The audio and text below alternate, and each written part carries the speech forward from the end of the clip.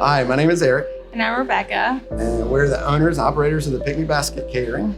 We started our company about 20 years ago on April 1st. It started as a soup salad sandwich shop in Research Triangle Park. That was just after 9/11. So the economy was doing well, and then the park was really feeling the pressure of it. And so we decided to get into catering to expand our offering and to expand our customer base. Through catering, we were able to build a good relationship with Duke University.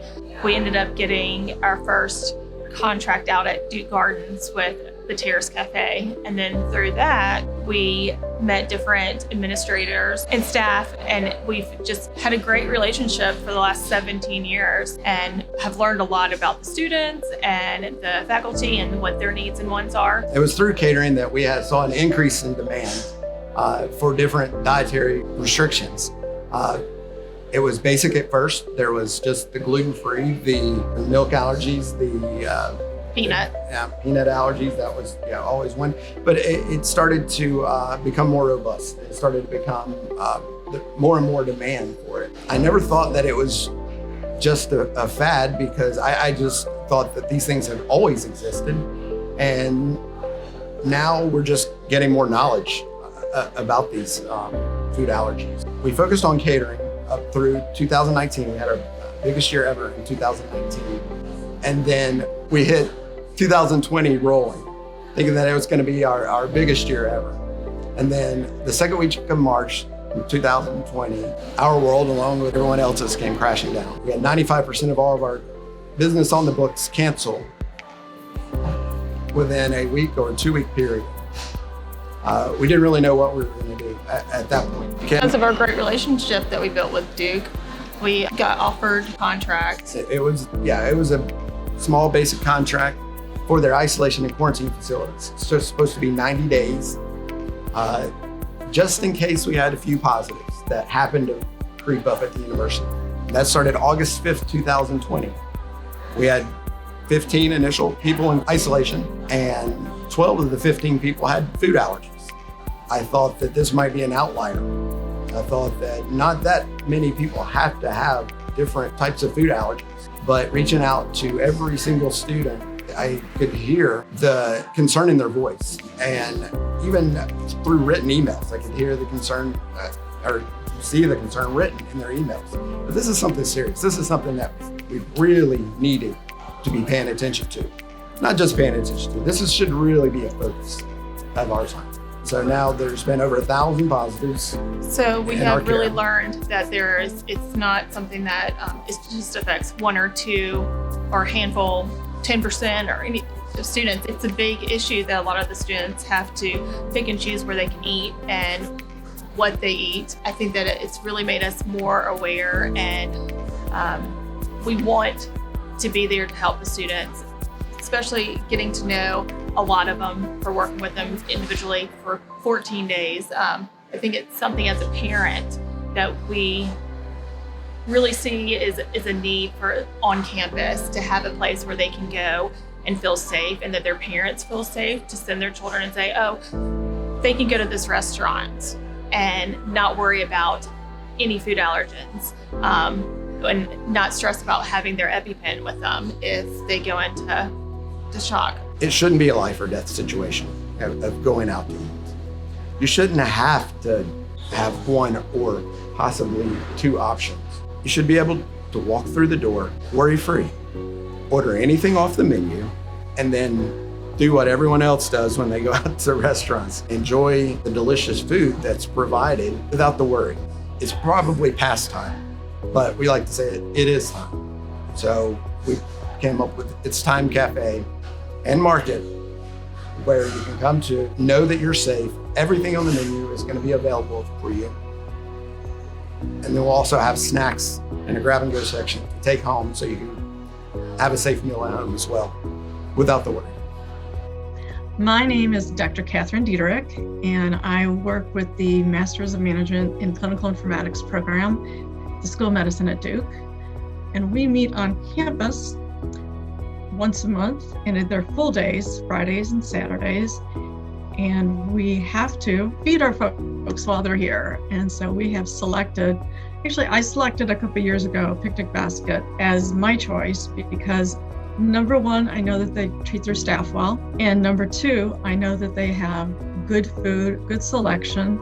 And if I have a special requirement for a student, they're able to meet those requirements. From my experience with students and the faculty around us, it seems that there are more allergies to food or food issues more than I have ever seen before. It's very important to meet all the needs of our folks because that's why we're here. They are here to learn or to provide health care.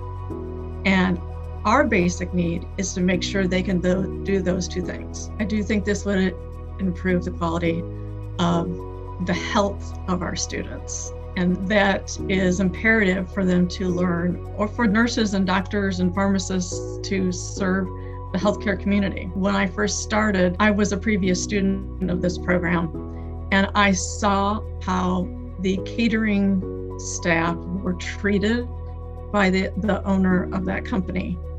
And the very first thing I did when I started in this role, and it was my decision of who to choose, was to select a new company that I knew treated their staff well and had good food.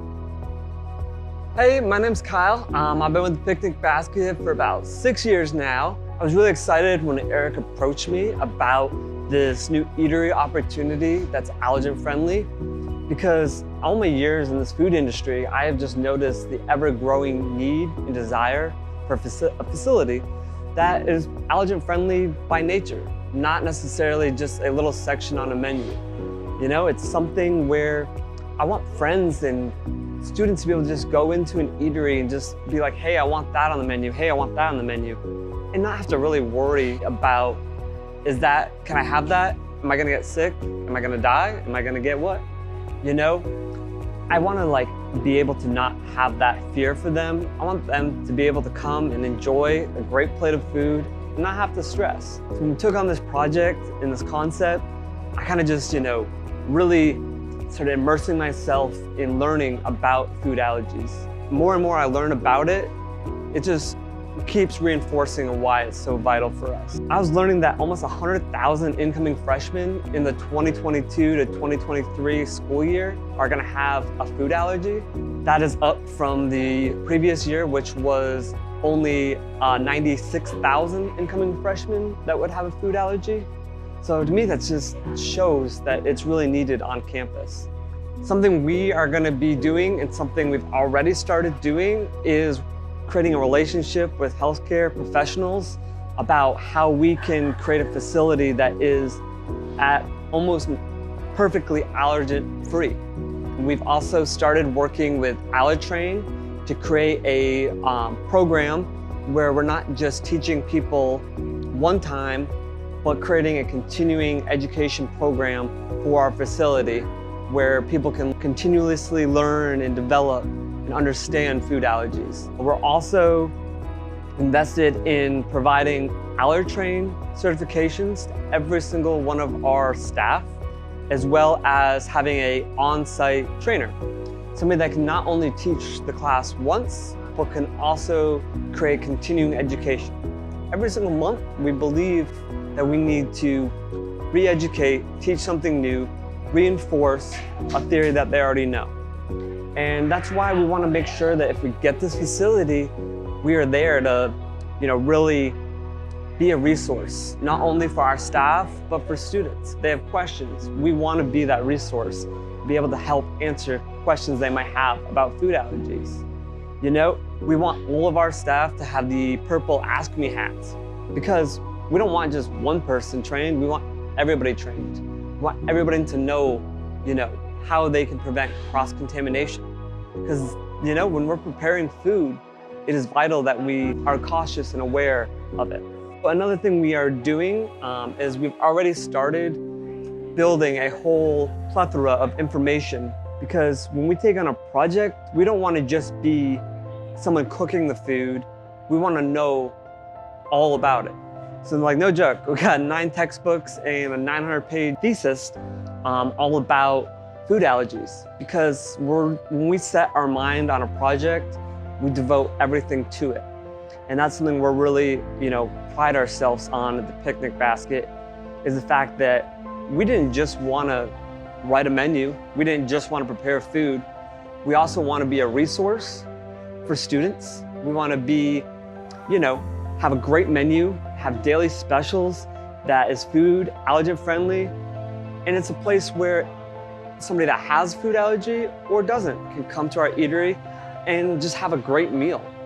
Hi, my name is Alex. I'm a freshman at Duke University. I have a soy allergy, and when in isolation being fed by the picnic basket, I had nothing to worry about when they took extra care with food allergies and reached out to me personally to see what my favorite foods were. I'm super precautious when eating on the campus and trying to figure out what I can and cannot eat. It would be super reassuring to have a place to eat on campus that I wouldn't have to worry about any of my allergies. Living on campus is a little nerve-wracking with worrying about my food allergies. Hi there, my name is Christine Tuzo, and I've been with the Picnic Basket for 15 years now. I started in 2007 when my son was just 2 years old. So with Erik and Rebecca, we've been growing our families and the business together for all these years. I think that this cafe would be an amazing opportunity to continue to grow the business. And so for that, I thank you for the opportunity and your consideration. Hi, my name is Danielle. I've been with the Picnic Basket family for about 4 years now. My love of food and art have me excited for this next endeavor. So it goes beyond more than just being and providing food that is allergen friendly. It starts in the back of the house. If you start every single day where the back of the house never gets product in that contains, allergens, that's the only way to have true allergen-free food, is by starting in the kitchen. So we've actually invested a lot of time and resources so far in learning about the different companies and different ways and practices we can do to make sure that we eliminate all those cross-contaminations. One of the most important things that it actually starts with is washing your hands. There's a special protocol where it is not just your normal scrub in.